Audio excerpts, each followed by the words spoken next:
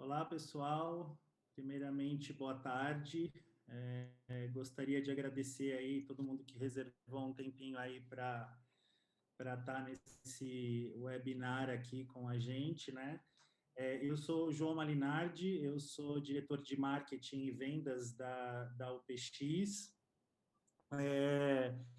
E a gente vai falar um pouquinho aqui com vocês sobre alguns assuntos que estão aí bastante na pauta, né? Principalmente depois, neste período que a gente está vivendo, nesse momento da internet, né? Onde nós tivemos aqui muitos desafios, né?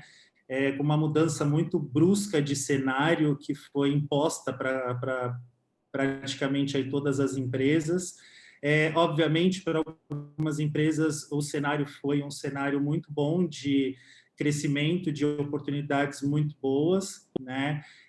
E aí eu enquadro aqui os ISPs que tiveram, né, bastante crescimento aí nesse período, um crescimento bastante relevante, um aumento de demanda bastante relevante também, mas, por outro lado, esse aumento de demanda trouxe várias outras oportunidades, né, de melhoria, e o usuário também, ele se tornou um usuário muito mais exigente, ele busca hoje muita qualidade, ele busca muita segurança, ele busca muita eficiência no relacionamento com as empresas que são prestadoras de serviço, né? E eu acho que os temas principais que a gente gostaria de tratar aqui hoje são esses, né? E para falar sobre esses temas, eu estou aqui com o Rogério.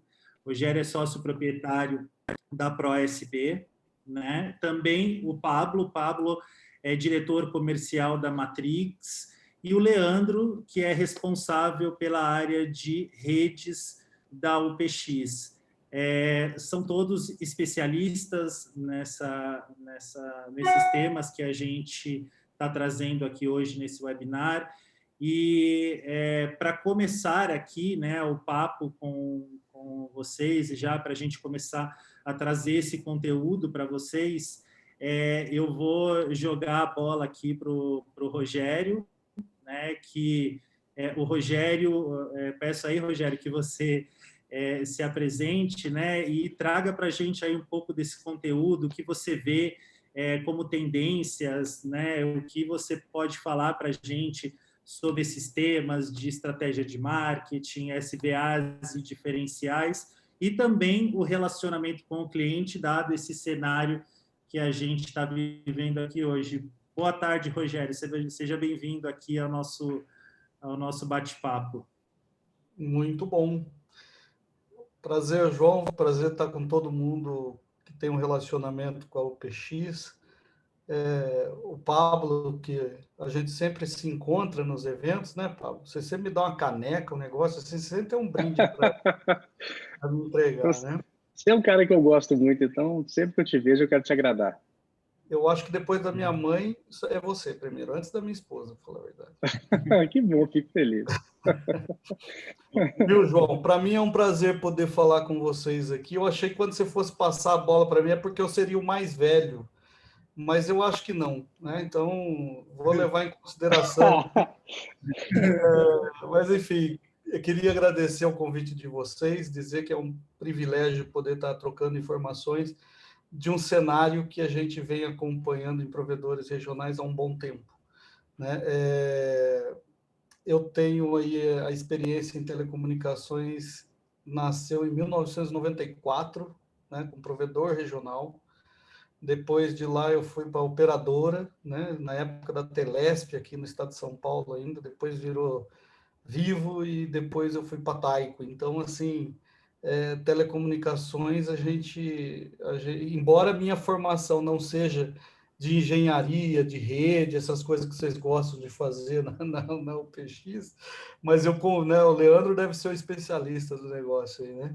Mas eu convivo com o segmento há bom tempo, né? E vi o segmento ter muitas variações. Então, assim, eu digo que com um provedor regional a gente não gosta, não, a gente ama, né? A gente não ama, não gosta de ISP, a gente ama. E dizer que, assim, né, nós estamos num cenário, como você disse, né, fazendo só uma preliminar da ideia, nós estamos num cenário que tem muita coisa envolvida no fornecimento do serviço hoje de internet.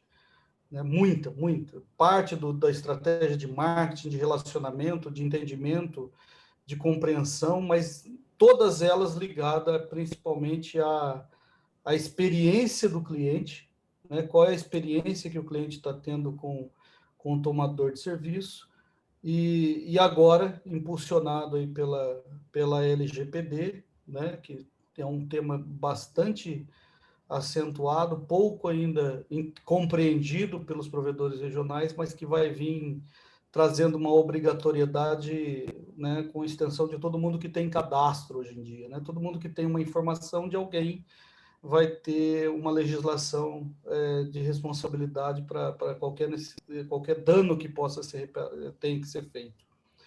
Então, nesse cenário vem, obviamente, em linha daquilo que a empresa de vocês, a UPX, vem na garantia, na sustentação de rede, na garantia de estabilidade dos SLAs.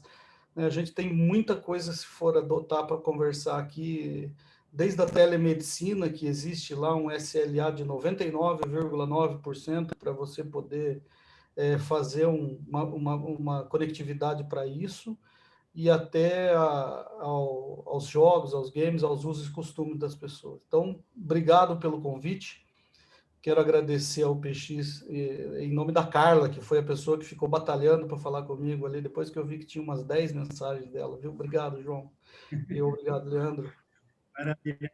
Seja bem-vindo e obrigado aí pelo seu tempo, e obrigado para a Carla também, todo o time de marketing da UPX, por batalharem para realizar esse conteúdo aqui relevante para as pessoas. Certamente. Vamos lá.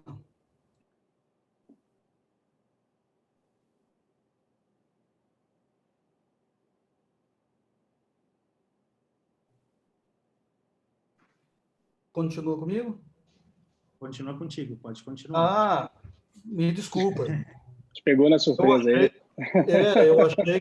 Eu achei que estava esperando alguma orientação. Então, o pessoal que está acompanhando a gente já está meio acostumado comigo, eu sou meio atrapalhado, então, né, tem essas coisas assim. Mas voltando ao assunto, então, né, levando muito o ponto de vista da experiência de cliente, de tudo que a gente vê nas estratégias,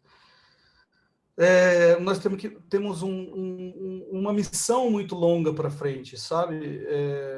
E aí eu acho que o Pablo tem essa visão também, por conta do relacionamento do cliente que é desenvolvido ali pela Matrix, pela empresa que ele representa, e por todos nós, que é cuidar exatamente dessa experiência. E a experiência do cliente, segundo aquilo que vem pela frente aí, nas leituras de Kotler 5.0, né? Nossa, nós estamos indo longe aqui, né? Tá parecendo o seu sócio aí, o Pablo.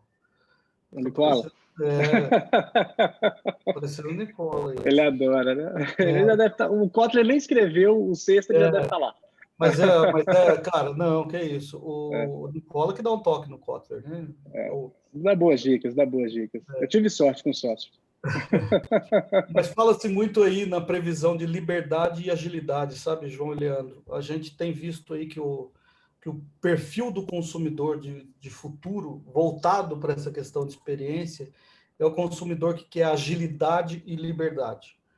Então, todo o cenário de consumo, né, foi muito acelerado agora, nesses últimos meses, pela pandemia, infelizmente por uma necessidade, né, em que o risco humano foi muito, muito sensível, né?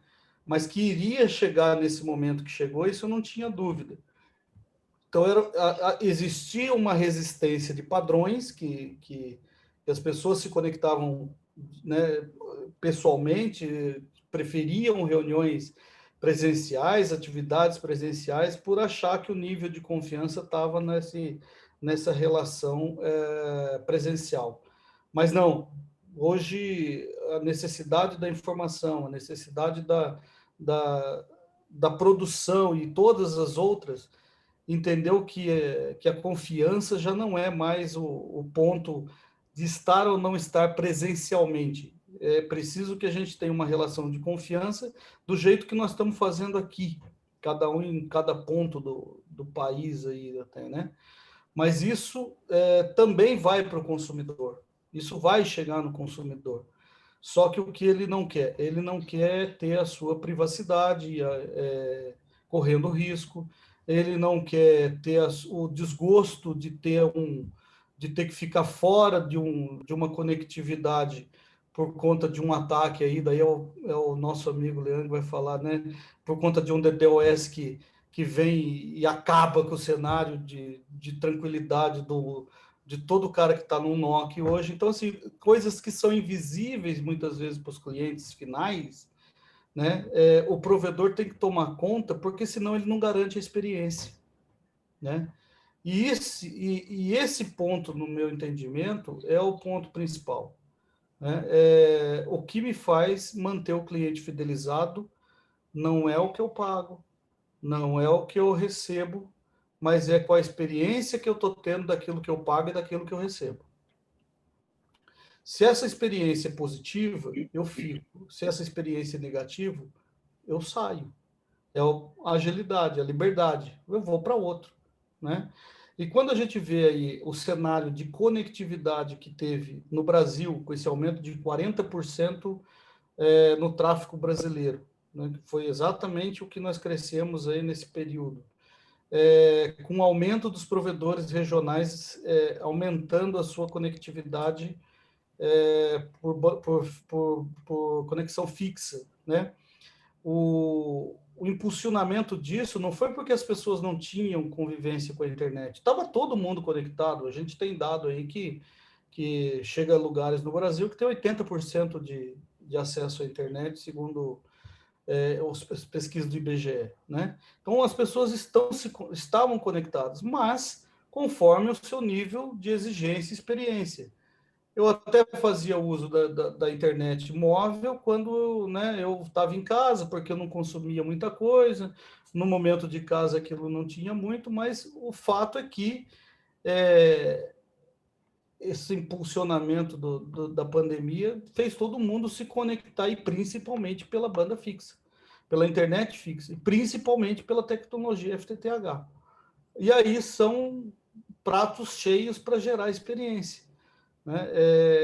Essa visão de que as pessoas agora começam a entender a importância do que é um provedor regional, né? Até o ano passado, ou meados do ano passado, a gente não tinha essa exposição, até porque a gente não tinha liderança do mercado, tá certo? A liderança estava concentrada com a Vivo, claro, o Oi, enfim, com as operadoras, né? Embratel, enfim, NET em alguns casos, Oi em outros. Então, quando os provedores chegaram, nesse momento de crise, quem tomou reação rápida? Quem foi atrás de fazer conexão rápida dos clientes? Né? Não foram as grandes operadoras, com todo o respeito que eu tenho por elas, até porque fiquei 12 anos da minha vida numa delas. Né? Então, quem se movimentou e teve decisão rápida, inclusive até vendeu a fazenda, vendeu o carro, vendeu todo mundo para atender cliente, para fazer realmente cliente ser conectado, foram os caras de provedores regionais. Né? Então, por isso eu acho que tem muita coisa para a gente vir pela frente.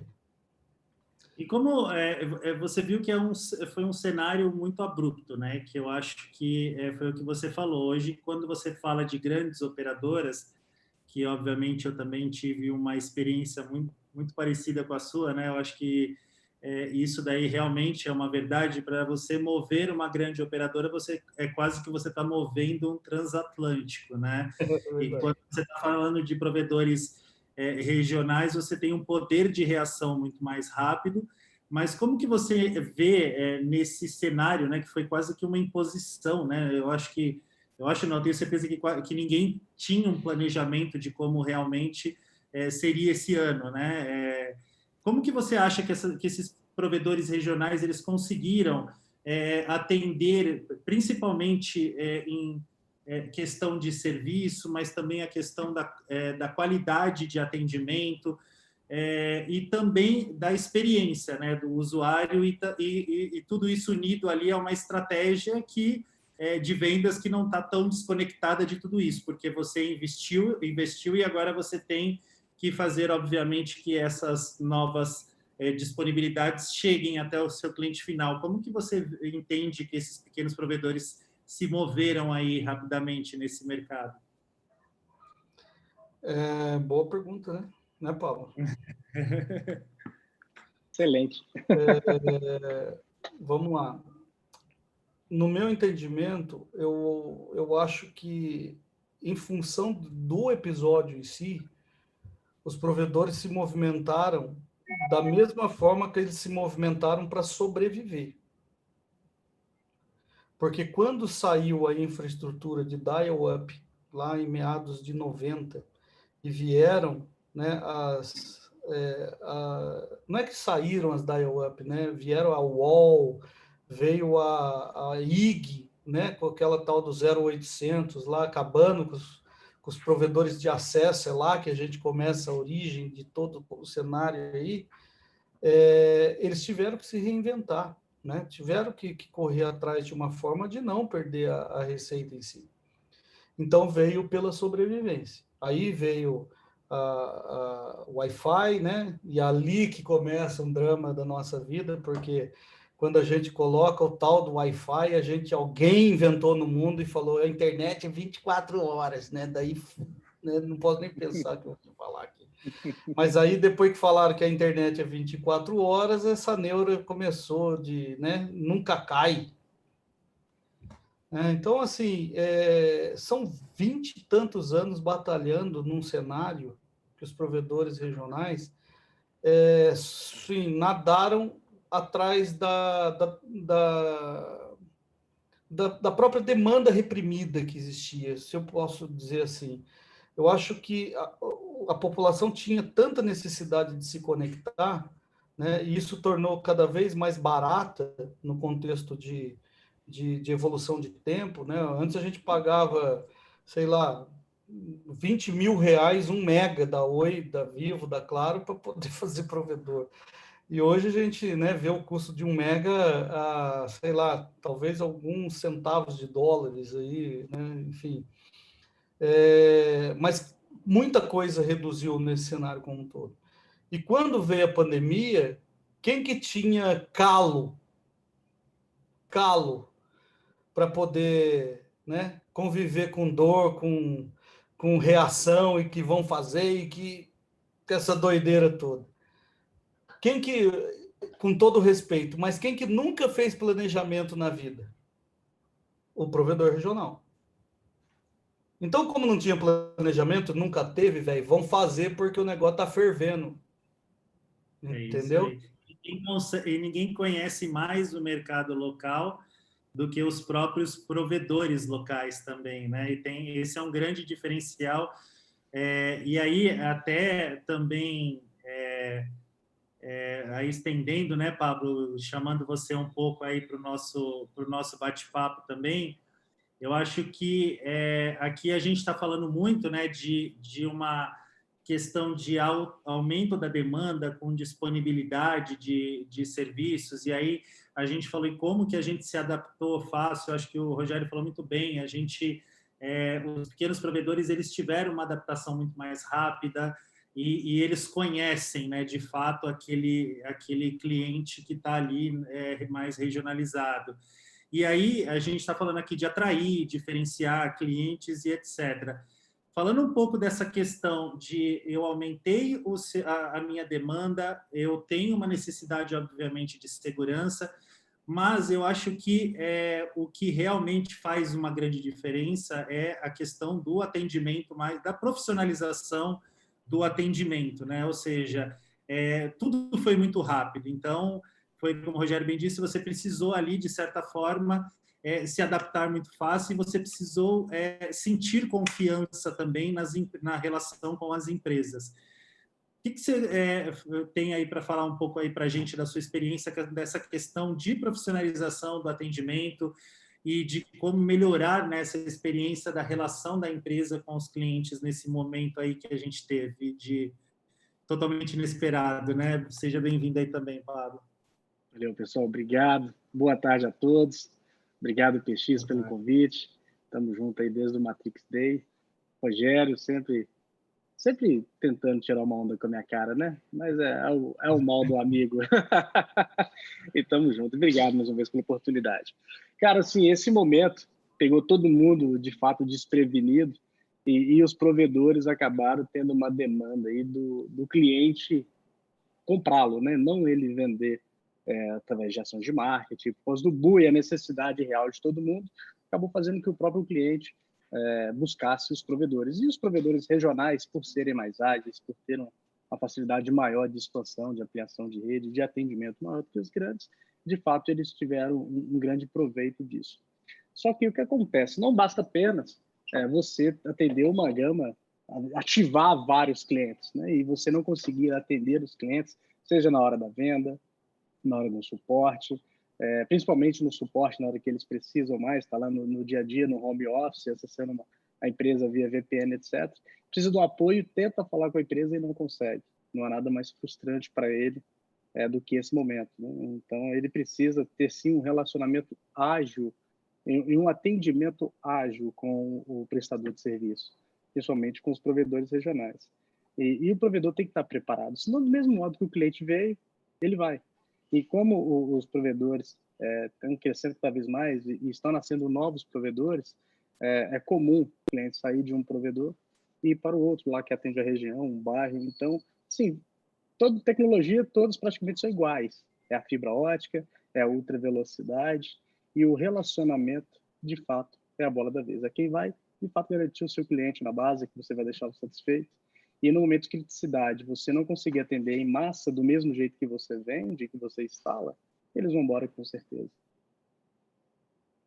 Perfeito. E assim, hoje a gente tem, como as coisas aconteceram de forma muito abrupta também, a gente sabe que quem estava mais preparado, não só com atendimento bem estruturado, mas também utilizando ferramentas, né, utilizando a tecnologia para auxiliar, né, nesse tipo de tarefa árdua aí, vamos dizer assim. Como que você vê, cara? Como que a tecnologia aí consegue hoje ajudar esses provedores a se relacionarem melhor com esses clientes, né? Obviamente que eu sempre aqui recorro à fala do Rogério, nada substitui esse contato humano, né? A gente não pode robotizar tudo que a gente tem de relacionamento, mas obviamente a Sim. tecnologia está aí, a gente tem que saber o momento certo de ajudar a gente. Como é que você vê, cara, esse momento aí, como que a tecnologia consegue, né, ajudar de fato aí a gente a melhorar esse relacionamento com o cliente? Isso aí. Nada substitui o calor humano, né? A troca de relacionamento entre pessoas. Isso aí, de fato, ainda os robôs, as automações não têm esse nível de empatia. Eu acho que nem vai conseguir. Mas para as tarefas repetitivas, principalmente, elas nos auxiliam e muito, porque você tem ali uma gama grande, uma massa de clientes querendo serviços que o robô consegue atuar facilmente e resolver numa volumetria muito grande e instantânea. Então, você tem um cliente que precisa de um apoio financeiro, ele consegue o assistente virtual.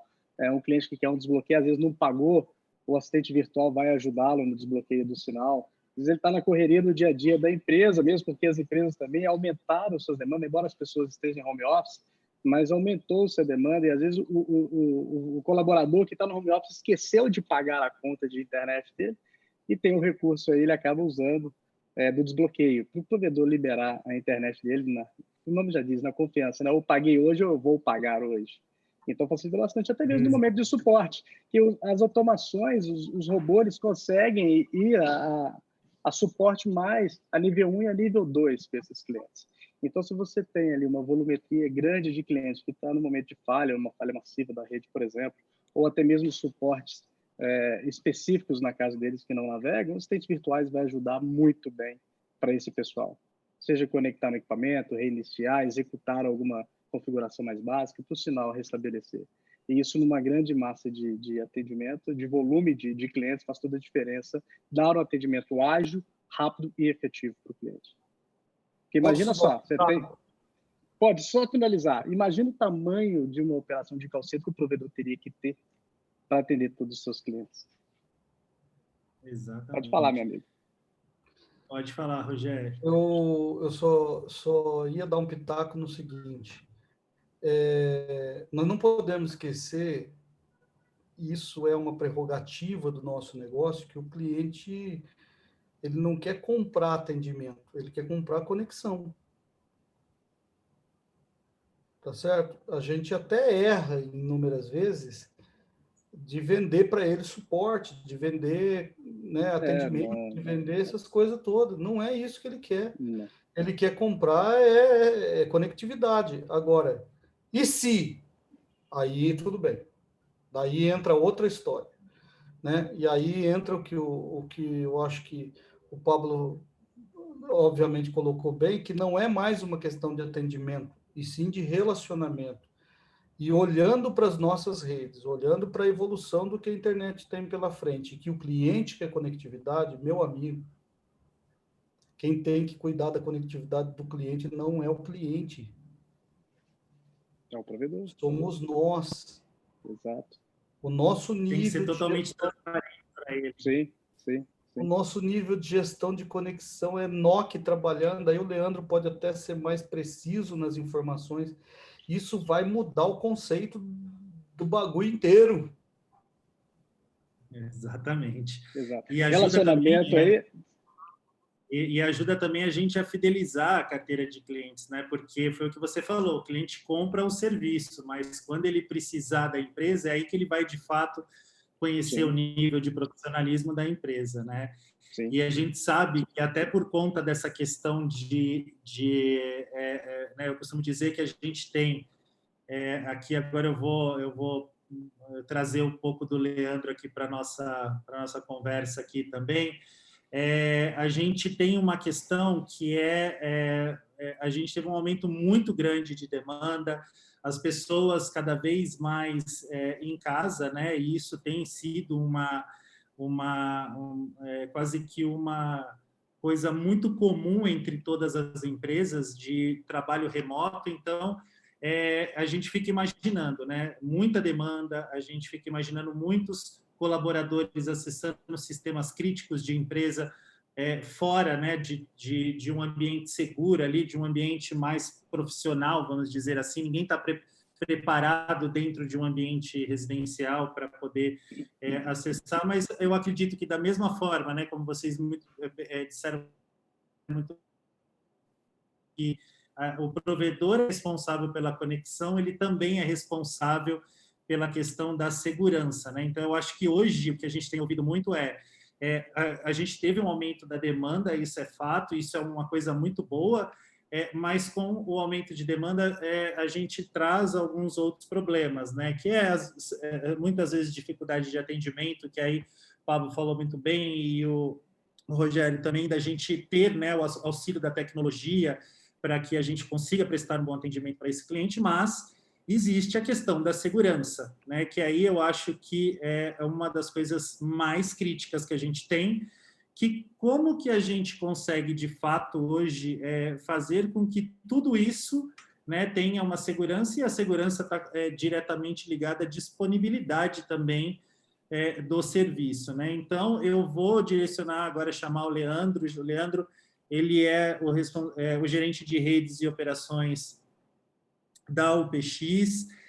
A gente já falou, né, Leandro, de atração, fidelização, de atendimento, mas a gente não pode deixar de lado essa questão um pouquinho mais técnica, mas que tem total aderência, né, ao negócio, que é a questão da segurança, que é você entregar um serviço de qualidade, mas um serviço seguro também, né? Obviamente, a gente fala muito da questão de ataques, DDoS, mas eu queria que você desse um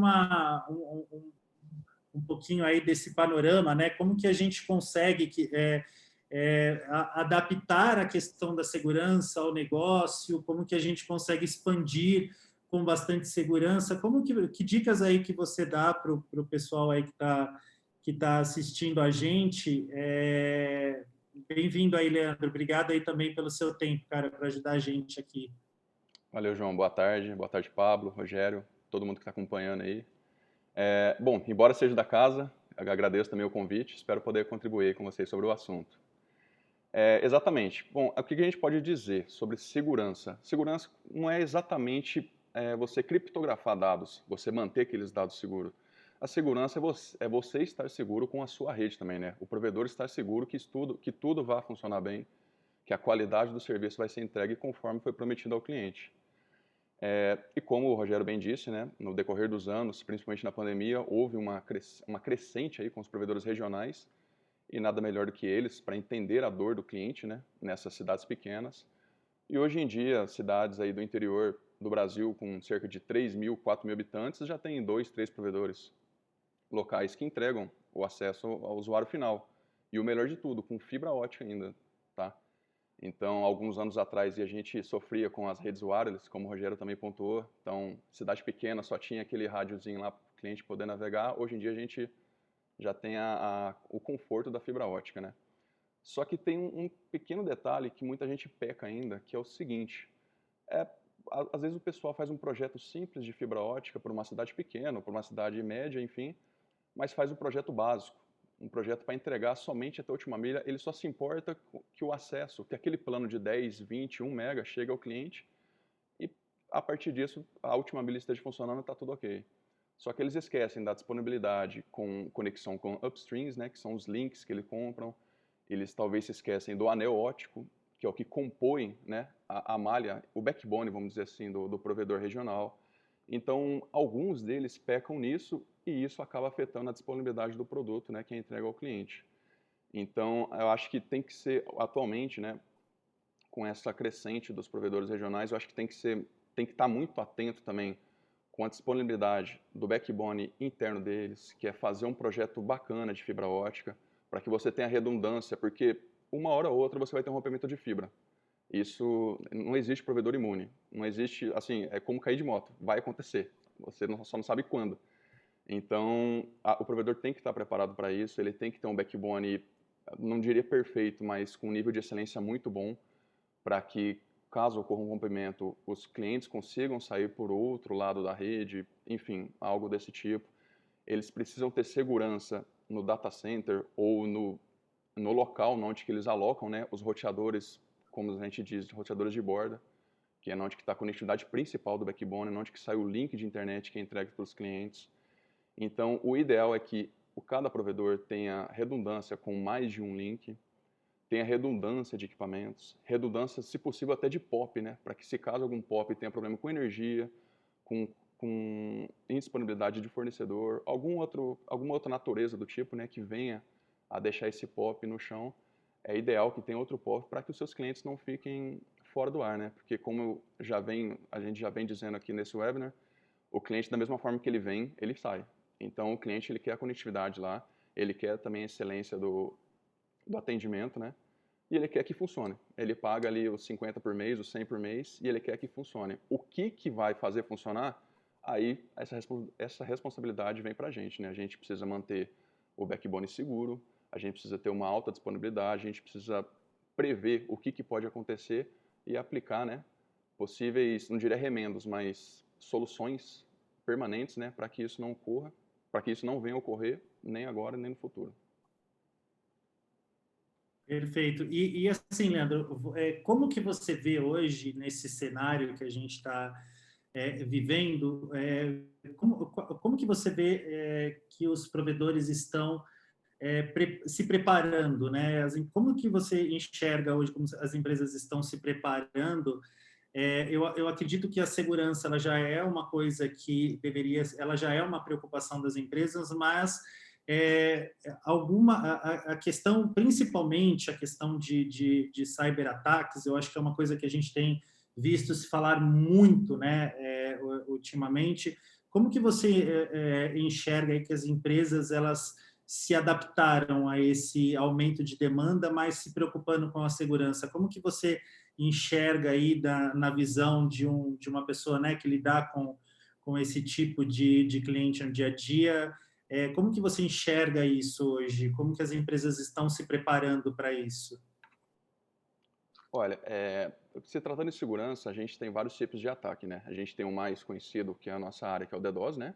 Que é o ataque para poder ele causar indisponibilidade. Eu vou entrar em detalhes sobre ele. E tem os ataques também, que é o ataque, vamos dizer, de vulnerabilidade, que o ofensor, ele tenta obter alguma informação privilegiada, ele tenta manipular um equipamento do provedor regional, da grande operadora. Então, são diversos tipos de ataque aí, né? O ataque DDoS, ele visa derrubar o provedor, tá? Então, os clientes, atualmente, o que eles vêm fazendo? Eles vêm contratando soluções em cloud, né? Para que essa solução ela fique na frente do provedor e que possa fazer essa limpeza do tráfego. Isso vem crescendo atualmente, à medida que também os ataques vêm crescendo. Então, isso é uma coisa assim atual e todo mundo já vem contratando essas soluções, tanto cloud quanto in loco. Então, tem alguns provedores que eles costumam alocar equipamentos, mesmo físicos, hardware físico, eles colocam em sua própria estrutura para que eles possam, né, filtrar esse tipo de conteúdo malicioso, seja um ataque para causar indisponibilidade ou um ataque para que seja feita uma espécie de captura de informações privilegiadas, né, que confere somente ao provedor ali. Algum deles, eles costumam utilizar o que a gente chamou de VPN, tá? Que é muito simples, acho que todo mundo tem conhecimento do que seja isso. Alguns até utilizam a VPN sem saber como que ela funciona, e isso é uma recomendação forte que a gente faz para todos os usuários. Então, algumas pessoas utilizam esse serviço para poder proteger os dados. Então, se você faz uma movimentação bancária, se você vai acessar o aplicativo do banco, alguma coisa que você vai transportar, né, informações sigilosas, como cartão de crédito, compras online, o ideal é que você faça numa conexão que você conheça e, se possível, numa VPN, logicamente, que também você conheça. Porque não adianta nada, isso falando como técnico, não adianta nada você usar uma VPN, mas você não saber, né, da onde vem essa VPN. Porque muita gente, atualmente, o pessoal baixa um aplicativo da VPN na Apple Store ou na Play Store e começa a utilizar ela. Isso não é totalmente correto, porque você não sabe a procedência daquele software. Talvez aquele software esteja ali para poder te proteger, mas, na verdade, ele está roubando informações suas. Então, a gente orienta isso, né, para que você, dependendo da sua comunicação, do que você vai utilizar, que você utilize uma VPN simples, né, para que você possa criptografar os dados, né, e que não seja vulnerável a esse tipo de ataque. E falando um pouco mais, Leandro, de ataque, eu acho que é bastante importante, como você é um grande especialista nisso, falar um pouco mais para a gente aí sobre essa questão dos ataques, como que, de fato, os provedores podem aplicar, né, proteções ao negócio, como que realmente isso está ali atrelado diretamente, né, essa questão de qualidade de serviço. Um pouquinho mais para a gente, compartilhar um pouco mais com a gente aí o seu conhecimento sobre isso. Legal. Eu vou compartilhar a apresentação aqui, tá? Para ilustrar, Perfeito. ficar melhor. À vontade.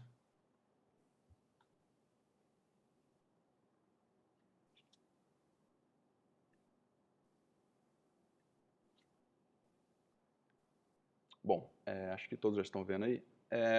Primeiramente, o que é um ataque DDoS? A sigla do DDoS é um ataque de negação de serviço distribuído. Então, como essa própria sigla diz, ela quer causar indisponibilidade.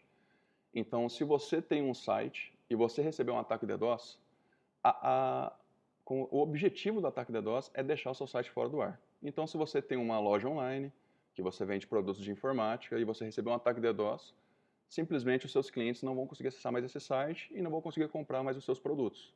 Tá? Isso vem do prejuízo técnico, que é de deixar o seu site fora do ar, até o prejuízo financeiro, né? Que é, logicamente, os clientes não conseguirem comprar o seu produto. Mas por trás, nos bastidores do ataque DDoS, como que isso funciona? Atualmente, hoje, né, o ataque DDoS ele é orquestrado através de botnets. Tá? O que são botnets? São equipamentos infectados. Tá? quando eu digo equipamentos infectados, eu digo de forma geral. Eu digo câmeras IPs, que são essas câmeras de monitoramento que empresas colocam no estabelecimento, DVRs, que são equipamentos que controlam algumas câmeras que não são IP, né? Só que eles são acessíveis pela internet. Roteadores comuns, 2.4, que você tem na sua casa, que tem senha padrão, né? Que é fácil de ser acessado, qualquer pessoa pode ser acessado, e logicamente que ele é exposto na internet, e entre todos os equipamentos, tá? Um perigo que vem rondando aí agora, gente, é a internet das coisas, né? Que é o IoT, que é o que o pessoal fala, que até a sua geladeira vai estar conectada na internet.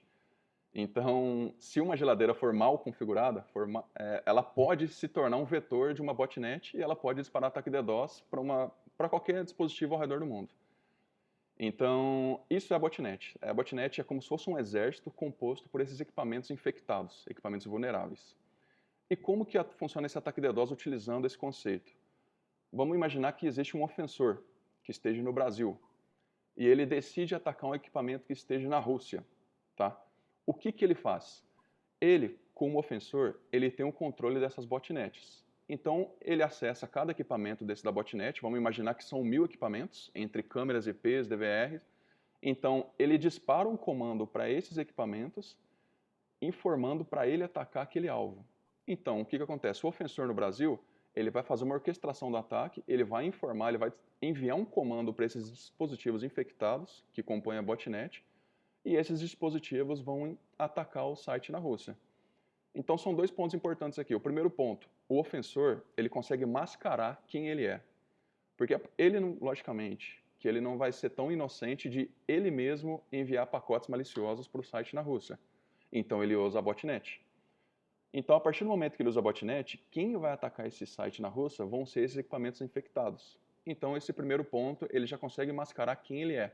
Por que acontece? Lá na Rússia, quem vai receber esses pacotes, ele vai ver, putz, está vindo um ataque dessa câmera IP, desse DVR, mas de equipamentos espalhados ao redor do mundo. Então, ele não consegue identificar quem realmente está atacando. E o segundo ponto é a potência do ataque, como a gente costuma dizer. Porque se o ofensor ele sozinho tentar atacar esse site na Rússia, vamos imaginar que seria somente uma conexão. A partir do momento que ele consegue orquestrar 1000 equipamentos para atacar esse site, vão ser 1000 conexões simultâneas. Então, se a gente fosse trazer de um jeito não técnico, vamos imaginar que o site comporta somente 2000 conexões simultâneas. A partir do momento que o ofensor disparou esse ataque através dessa botnet, ele já sugou, ele já capturou 1000 conexões desse site. Então, é como se o site ele perdesse, né, a possibilidade de 1000 usuários entrarem no site e fazer as compras, né? Prejudicam todos os outros usuários e clientes também, né? Exatamente. Então, é como se o ofensor colocasse 1000 clientes ali tentando comprar o site, mas na verdade que não vai comprar nada. Então, assim, esse é o ataque DDoS. É para isso que ele é utilizado, logicamente com uma potência extremamente maior do que esse exemplo que eu dei.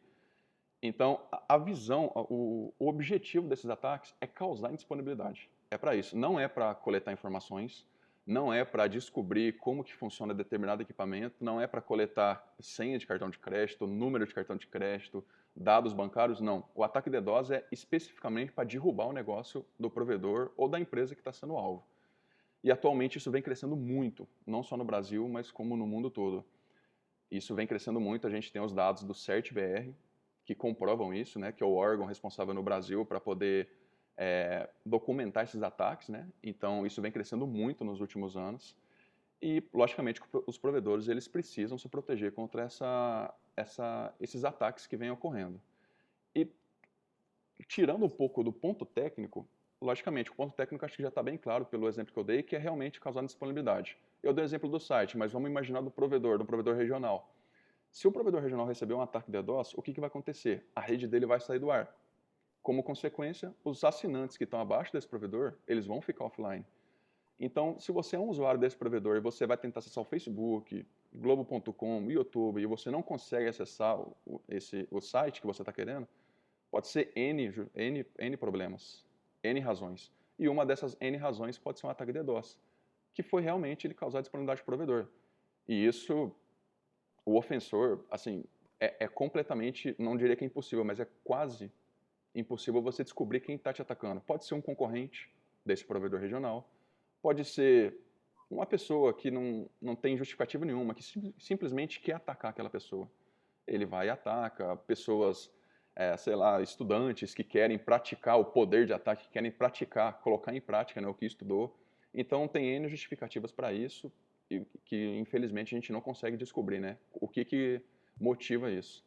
A gente tem que se separar, né? E não tem muito mistério, né? É sempre bom estar preparado para que isso não aconteça. Deixa eu até perguntar aí um pouco, Leandro, se você me permite. Rogério, você disse muito bem, né, que o cliente hoje ele compra conexão, né? Ou seja, o que está por trás de problemas, isso para ele não importa. Como que essa questão aí de segurança, como que você vê, que você já teve algum exemplo aí dos seus clientes, alguma coisa que realmente impactou aí o negócio e que, de fato, vocês tiveram que correr aí, né, para poder dar uma solução para isso? Veja lá, o cliente, quando não tem consciência disso, ele, até pelo que nós acabamos de dizer, ele se preocupando com a conexão, quando ele não está conectado, ele busca solução.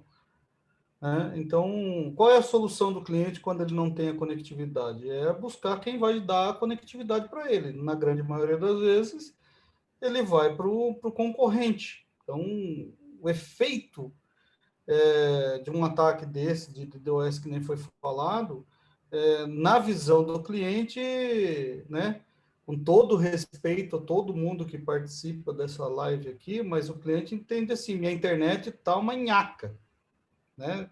É problema meu, né? Minha internet é uma BOE pontinhos lá, né? Então, o cliente, na leitura leiga que ele se encontra, ele vai buscar a solução na mesma proporção da conectividade que ele necessita. E aí, para o provedor, isso é churn, isso é cancelamento, isso é perda de base. Né? E aí soma-se a perda de base com a necessidade de uma resposta rápida, né? de fazer uma vacina rápida, de entrar alguma coisa para ser feita e parar de perder cliente. E aí cai no que o Leandro falou, que em determinadas situações, pelo menos na grande maioria das vezes que eu acompanhei situações semelhantes a essa, não são pessoas bem intencionadas, não. Tá? Daí é hacker mesmo, querendo bitcoins para poder soltar o ataque, para poder liberar. Então, ou seja, vem eu falo pedindo dinheiro, esqueci o nome da palavra, chantageando agora Torção, né? o provedor, né, fazendo ele gastar alguns R$1.000 ou, né, até que ele tenha consequência e o cara está com toda a informação lá na mão. Então, muitas vezes a solução disso ela é um prejuízo dobrado. Exatamente. Né? Primeiro que é o prejuízo imediato que a gente fala. Qual é o prejuízo imediato? É o churn, tá certo? E a busca de uma solução por um investimento que não estava esperado. Então, quando ele vai ter que buscar uma solução rápida, ele não tem planejamento e tudo que não tem planejamento acaba ficando mais caro que o normal. E depois, o imediato e depois o imediato, que está lá na segunda situação, que é o efeito do registro negativo da experiência que o cliente acaba tendo. Para a gente limpar uma experiência negativa, meu amigo, vai chão, e aí entra uma outra coisa que daí vai para a bola do Pablo lá. O provedor, na grande maioria das vezes, não fala com o cliente em momentos de conquista, de prazer, de alegria. Só fala quando tem problema. Então, meu querido, é como se eu tivesse uma esposa e toda vez que eu tivesse que falar com a minha esposa, eu falar, deu merda aqui. Entendeu? Ou o nosso filho não está tirando nota na escola, ou bati o carro, ou não sei o que. Cara, você só me traz notícia ruim, vou largar do você. Entendeu? Então, assim, Esse tipo de relacionamento em que a gente só fala quando dá problema é ruim. Agora, beleza, colocou uma solução, fez lá tudo isso, que propaganda que a gente faz disso, né? Que cacarejo que a gente faz depois de fazer esse ovo.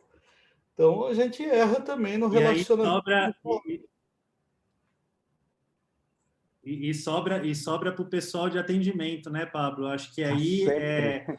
é a hora do pessoal de atendimento entrar em ação. Como é que você vê aí que essa empresa, eu acho que o Rogério foi bem certeiro aí, o relacionamento com as empresas, ele não pode ser somente quando você tem problema, né? Senão, foi o que ele falou, lá vem o cara me trazer problemas de novo, né? E outra, nem sempre quando o provedor recebe uma reclamação do cliente, ele é 100% transparente, até com receio de falar, nossa, olha, eu deixei de cuidar aqui da segurança da minha empresa, ou eu deixei de investir aqui em mais, né, disponibilidade de serviços, e ele não é 100% transparente. Como é que você acha aí que o time de atendimento, né, pode ajudar cada vez mais aí os clientes as empresas, né, e os clientes a entenderem como é que nesse cenário atual você tem a qualidade do serviço também aliada à segurança e o atendimento que as empresas têm dado hoje? Cara, isso é verdade. O Rogério falou, faz total sentido, né? Porque a maioria das empresas acham que a venda finaliza, o relacionamento finaliza quando o cliente paga o boleto de ativação. E muito pelo contrário. Ali é o início de um relacionamento, do namoro, até ir para esse casamento que, sim, pode ter momentos críticos, momentos de falhas, mas eu não posso falar com minha esposa só na hora que o bicho pega. É só na hora que eu bati o carro e que eu tive um apuro qualquer. E você ter essa proximidade com o seu cliente é fundamental, porque essa proximidade vai te ajudar até retê-lo nesses momentos críticos. Falhas, infelizmente, todos estão susceptíveis a tê-las, né? O que vai fazer diferença é como você vai reagir perante elas. E deixar para falar com o seu cliente só nesse momento aí de tristeza, vamos dizer assim, e que muitas das vezes ele vai vir tão eufórico, tão chateado, para não falar outra palavra, que você muitas vezes não vai conseguir nem contê-lo. Justamente por não falar a verdade, por tentar esconder algo que, às vezes, se for aberto, for falado, poderia até amenizar, que talvez o cliente, por empatia, até poderia se comover um pouco, vamos dizer assim, e aceitar aquela situação momentânea, desde que você dê um prazo de solução, óbvio, e vá falando o que está acontecendo. Mas o bom relacionamento, a proximidade faz toda a diferença para manter um cliente na base no momento crítico quanto esse. E não é só vendi, valeu, obrigado, até mais. Não, é criar ações no qual você sempre se comunica com ele, seja para poder falar de alguma coisa boa, do que ações que a sua empresa está fazendo perante a sociedade. Igual o Rogério falou, poxa, criamos aqui botou o galo, botou o ovo e cantou. Se você não falar o que acontece, o que você está implantando de melhorias, isso não vai fazer diferença nenhuma para ele, porque ele não vai saber. E mostrando para ele faz todo o sentido aí para poder relacionar e aproximar e manter o cliente na base. Ih, rapaz. Congelou todo mundo ou foi o João? Foi o João, aqui tá. Foi o João. Volta, João. Seu áudio, João. Pronto. Desculpa, pessoal. Ou seja, João, finalizando, não abandone o seu cliente. Um ataque de...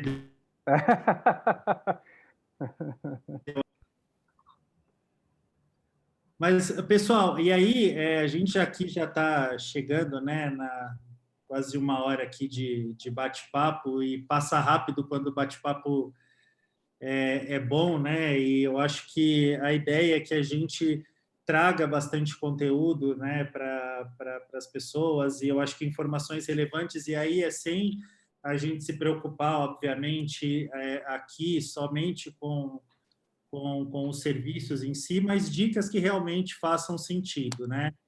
E aí, aqui em tudo que a gente conversou, eu queria, antes da gente até partir para as perguntas, né, até para a gente não estender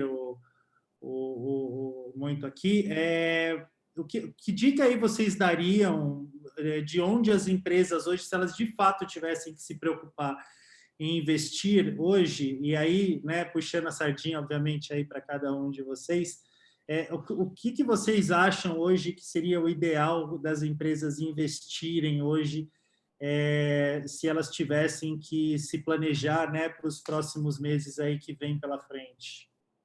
Vou começar primeiro com o nosso querido Rogério. Pelos mais velhos, primeiro. Sempre os mais velhos. Não, mentira. Ai, ai. Olha,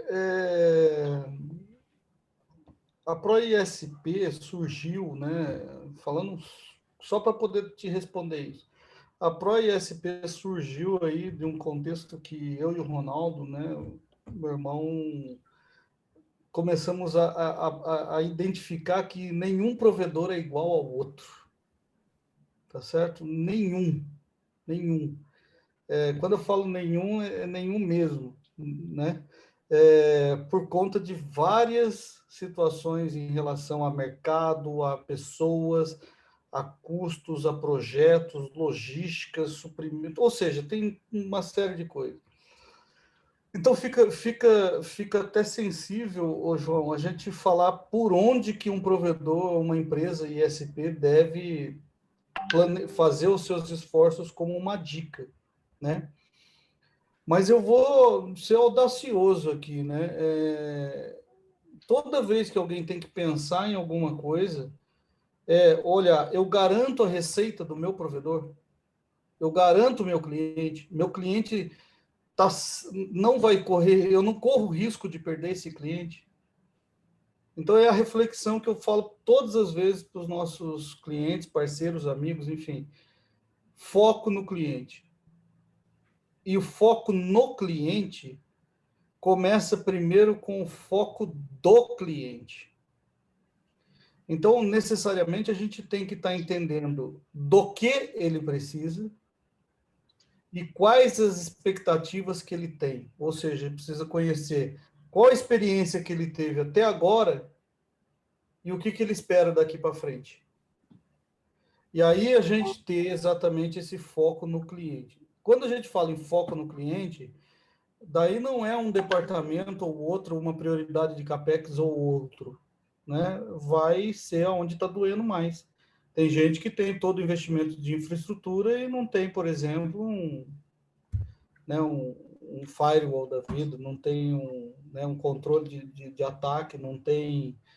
Tem isso e não tem um call center, tem isso e não tem um faturamento adequado. Então, é assim, é variável, tá, querido? Eu acho que temos que levar a reflexão. Estamos entendendo o que o cliente quer através dessas duas perguntas. Até agora, como foi para você? E daqui para frente, o que você espera? E o meu foco vai ser em cima disso.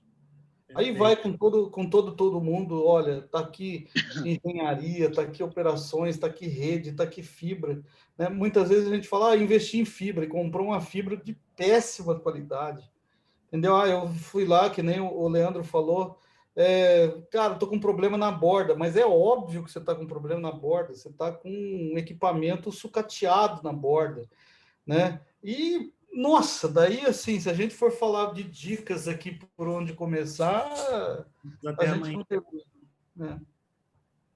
Pablo, Isso aí. como que você vê aí? Cara, assim, o Rogério contou muito bem e atrelado a tudo isso, somado a isso que ele falou, o que eu vejo como essencial até para o provedor crescer é ele ter uma estrutura interna muito bem planejada, principalmente sobre processos, ter um time, ter os processos definidos, a cultura da empresa muito clara, até mesmo para um processo de crescimento, de ampliação. Quando ele crescer a nível de funcionários, funcionários ter um onboard mais tranquilo, porque todo mundo já sabe quais são os processos, qual que é o porquê da empresa, por que ela faz, por que ela vende internet, ou se é que ela vende internet, porque a internet está muito além de ver o Instagram e ver o Facebook. Então, quando você tem uma cultura bem enraizada e os processos bem definidos, com certeza o crescimento, principalmente a nível de pessoas, ele se torna muito mais suave, vamos dizer assim. Mesmo em meio a turbilhão de crescimento, de ativação, de venda, de suporte, etc., o onboard ele se torna muito mais suave, mais fácil. E aí, só decolar. É growth puro, né? Você gastou, hein, velho? E você, Leandro, como Não, é que... não, e outra, e ele fala ainda com sotaque mineiro, onboarding. É chique aqui.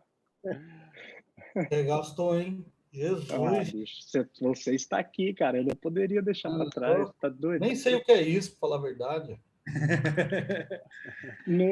Olha só, não sabe. Os caras criam um dicionário, o João. Depois você pede para ele se explicar o que é churn, onboard. Tem uns outros aí que eu nem guardei a palavra. Tem uma bonita que eu aprendi, como é que é? Stakeholders. Tá na moda, né, a gente inventar Tá isso. na moda. E você, Leandro, como é que você enxerga isso, cara? Bom, de dica que eu tenho, primeira de todas, se proteja. Acho que é o básico que todo mundo deve fazer, independente do tamanho da sua operação. Se você é um provedor de pequeno porte, médio, grande porte, você tem que se proteger. E eu acho que a palavra que define bem isso é o que o Rogério falou, que é planejamento. Eu acho que se você tem um planejamento, você consegue se proteger da melhor forma possível.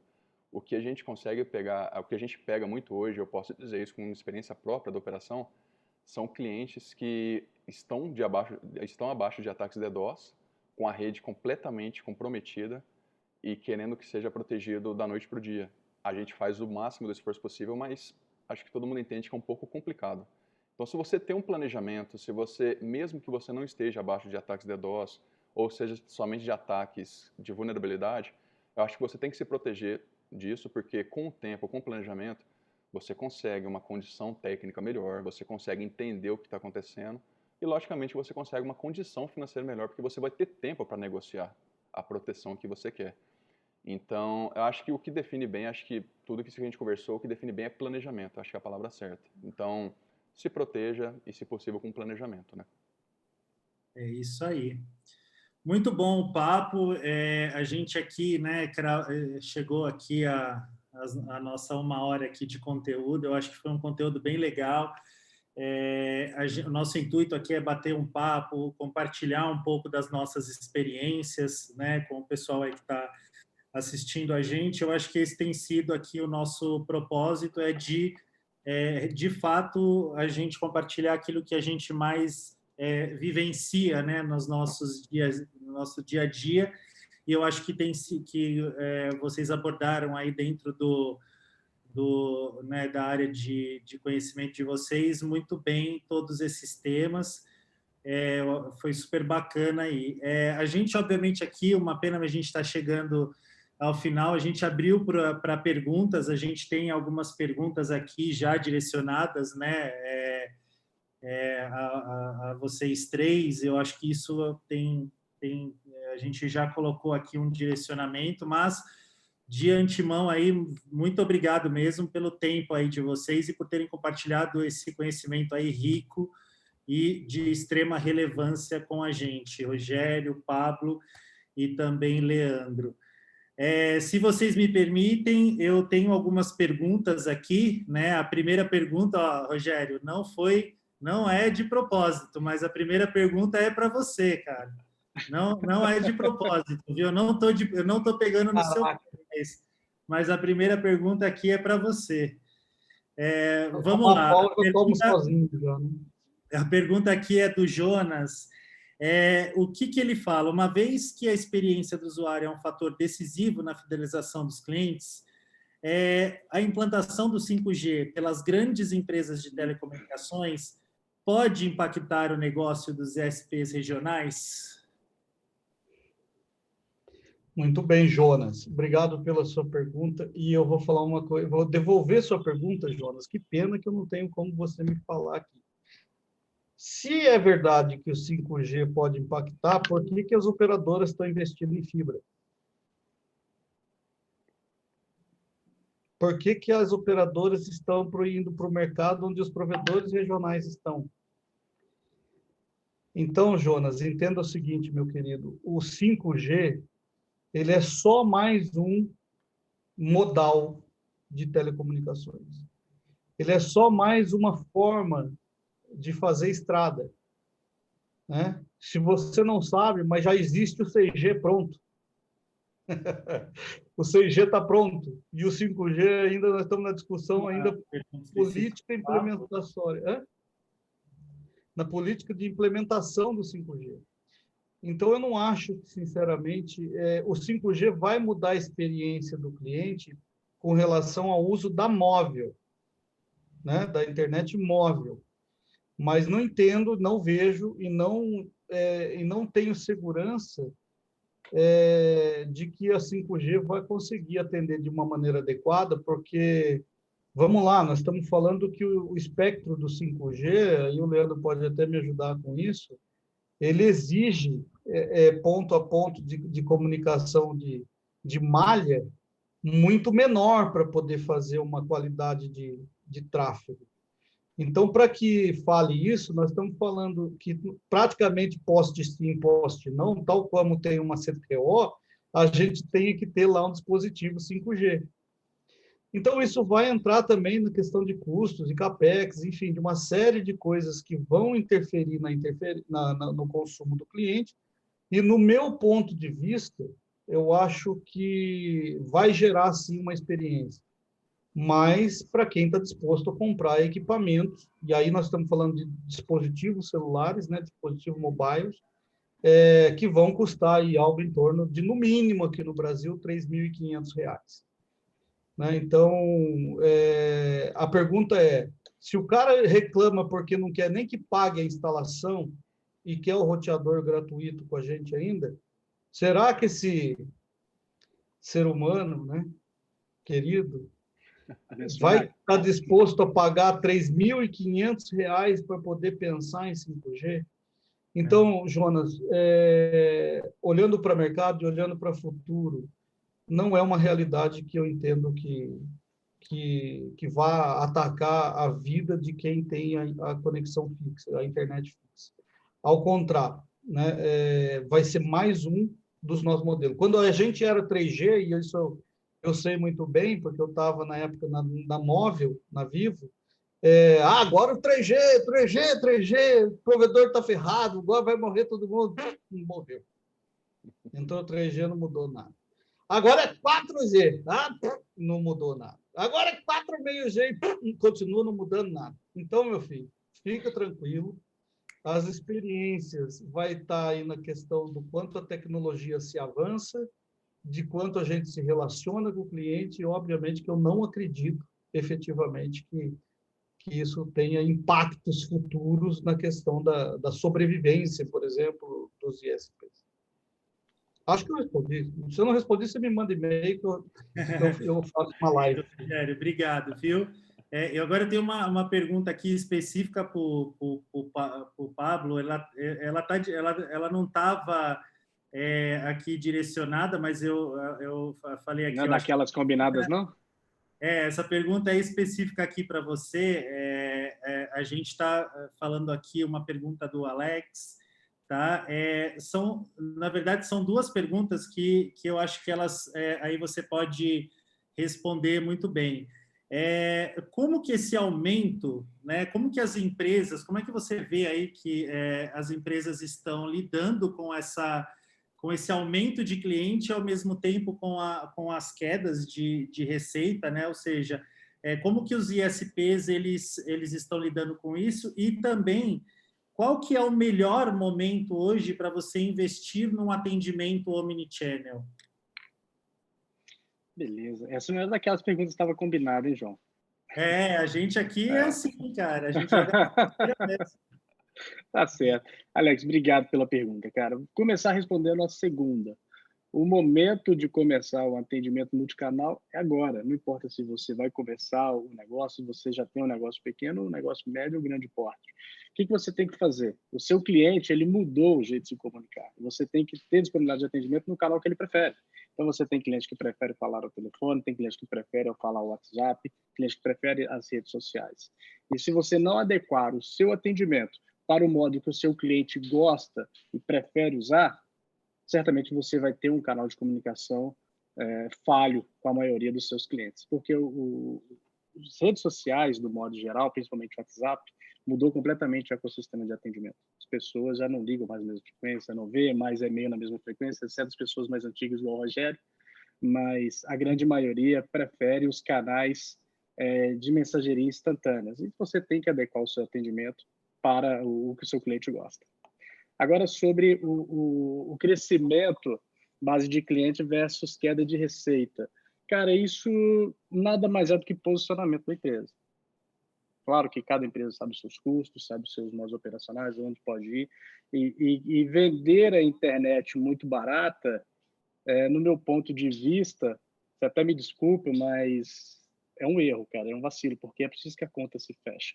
Se você começa, para ganhar escala, para ganhar volume, a colocar um preço abaixo do necessário para você sobreviver, você vai quebrar de tanto vender.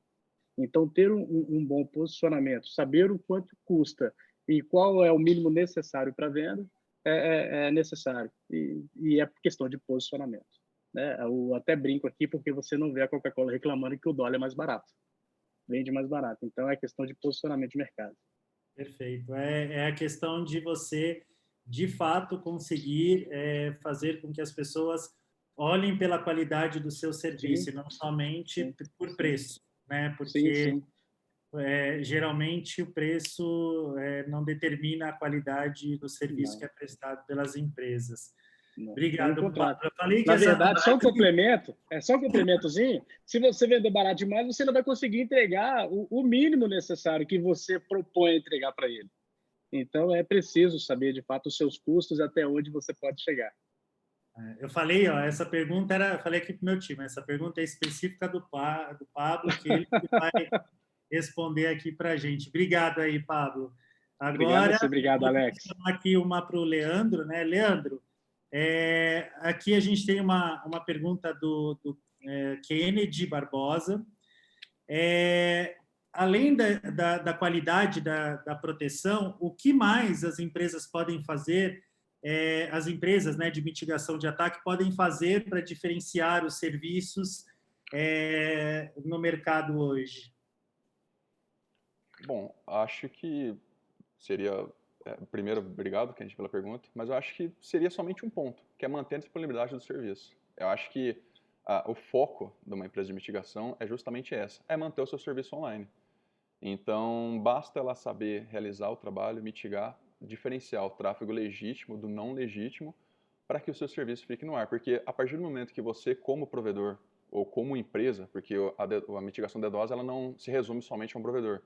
Você simplesmente pode ser uma empresa com ASN, uma faculdade, uma universidade, um sistema bancário, e você quer uma proteção DDoS. Isso é indiferente. Então, se você contrata uma empresa que realiza a mitigação DDoS ou que realiza a proteção de tráfego malicioso, né, em direção a você, você quer que o seu serviço não seja afetado. Então, isso é simples.